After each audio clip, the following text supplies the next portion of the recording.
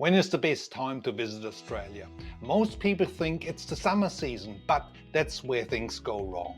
Because Australia's climate is different for each region and it can also be extreme. In this video I'll break down exactly when to go where so you don't end up sunburned, rained out or completely unprepared. Also, I'll share sample itineraries at the end with a live session with our custom GPT trip planner to help you build your own perfect holiday.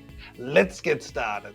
Let's look into locations. Why does timing matter so much? Australia's climate is basically split into two.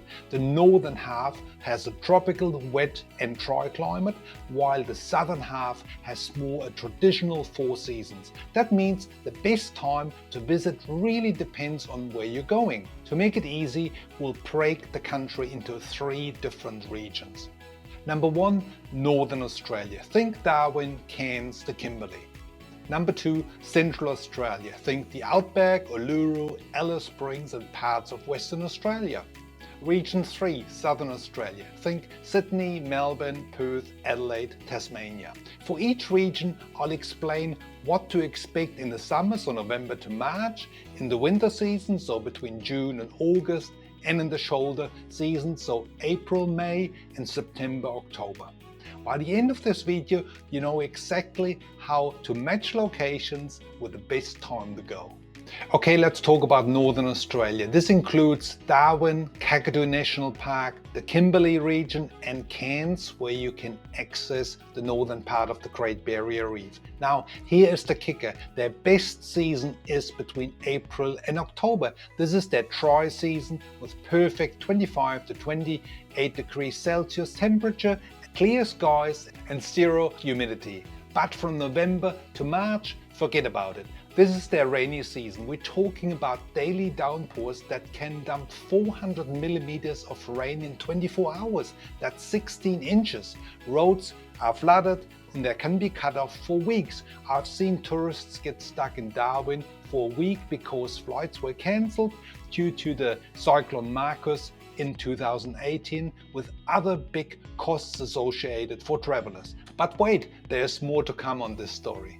The Great Barrier Reef is a big attraction. Most people think summer is the perfect time to dive. Wrong. November to March brings deadly jellyfish, beaches are closed to stinger nets everywhere, rough seas from trade winds, cyclone warnings that cancel boat trips for days, and reduced visibility from river runoffs. And here's the kicker. Accommodation prices in Cairns during the summer actually drop because locals know it's the worst time to visit. That should tell you something. Central Australia. So we're talking about Uluru, Ayers Rock, Alice Springs, Kings Canyon, the heart of Australia. But during summer, November to March, this place becomes an oven. I'm talking about 45 to 50 degrees Celsius, that's up to 120 Fahrenheit. You literally cannot go outside during the day. Those iconic Uluru sunrise walks cancelled by Parks Australia when temperatures hit 36 degrees at 6 a.m. in the morning. Desert camping under the stars? Forget about it. Have I mentioned the flies yet? Flies in the Australian outback are typically at their worst during the hot, dry summer months, particularly in December, January, February. However, there can also be a real nuisance during the shoulder season, so from September to April, as temperatures rise and conditions become dry. So that's yet another thing you need to be aware of. Sorry to break all these negative stories, but you really need to know all this. It's getting better from now on, I promise. But on the flip side, the winter months, so of April to October, it's paradise for these regions. Therefore, it's their peak travel season. Perfect 20 to 25 degrees Celsius temperatures, cool nights around the campfire, and those magical desert sunsets you'll see on Instagram. Now, Southern Australia. We talk about Sydney, Melbourne, Adelaide, and Tasmania. Flip the script. Their summer, November to March, is actually perfect. Beach weather, long days, and everything is open. But here's where it gets interesting. This is when you want to hit Bondi Beach, explore Melbourne's coffee culture, or discover Tasmania's wilderness. If you find this video helpful, please hit the subscribe button below to stay in touch for more helpful travels to come. Plus, put any comments or questions into the comments box below. Remember the flies I mentioned before? Most travelers want to see everything. Sydney's beaches and the Great Barrier Reef and Uluru. That's the problem. You'll try to chase 3 different weather seasons. But here's the game changer. April to October is Australia's secret sweet spot, at least for those regions. You'll sacrifice Sydney's perfect beach weather, but you'll get perfect outback conditions at Uluru, ideal Great Barrier Reef diving and snorkeling, comfortable exploring in Darwin and the Kakadu National Park. And you can cruise Sydney. It's still beautiful, but you need to bring a warm jacket.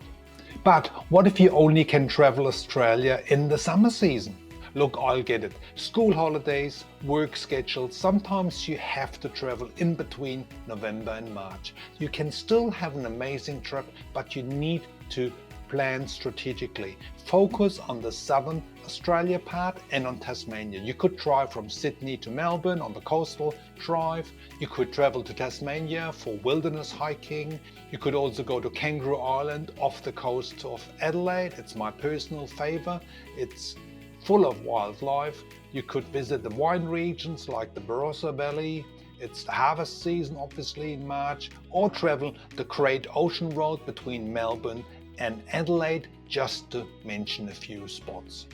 In a minute I'll show you exactly how to plan this so you have a structure. Also, you can still do a quick northern stopover, fly from Sydney to Cairns for 2 nights maximum, except that you might get some rain, but don't plan your whole trip around it. And definitely avoid any outback travel from December to February. The shoulder season secret: March, April and September, October are pure gold. This is when you can actually do that dream see everything itinerary. Find all the tour links with much more information in the description box below. Okay, here's some free travel planning resources, because getting this timing right is absolutely crucial for your trip's success. I've put together comprehensive sample itineraries that factor in all these seasonal patterns. You can download them in the description box. Plus, I've developed a custom ChatGPT travel planner that doesn't just suggest destination, but automatically checks seasonal weather conditions based on the travel dates. Let's have a look at that.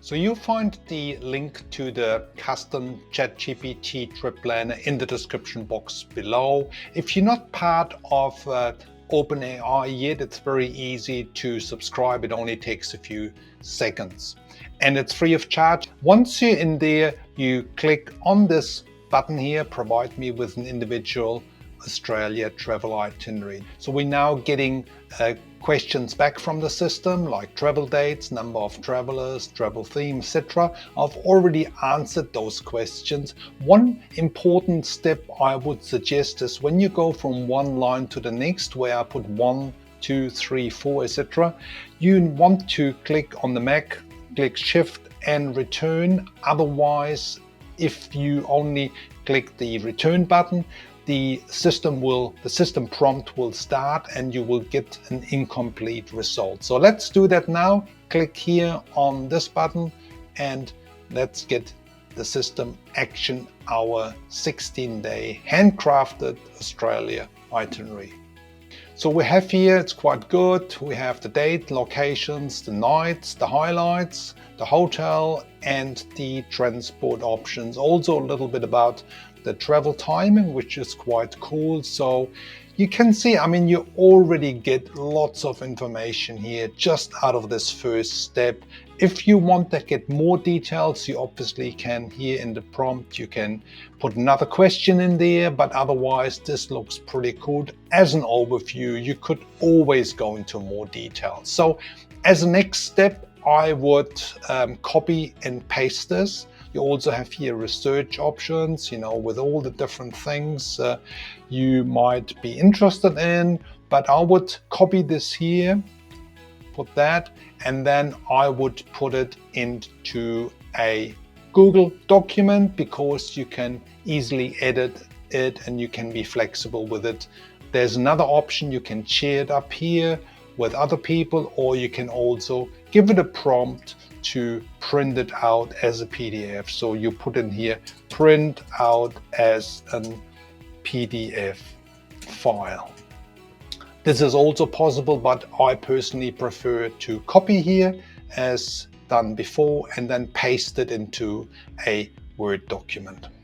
So here I've done the pasting into the Word document. As mentioned before, it's the easiest way. You can do some editing here. You have all the links. You can click through to the booking links, and you can really play around with this one. So I find this the most practical way of using the ChatGPT custom travel planning system.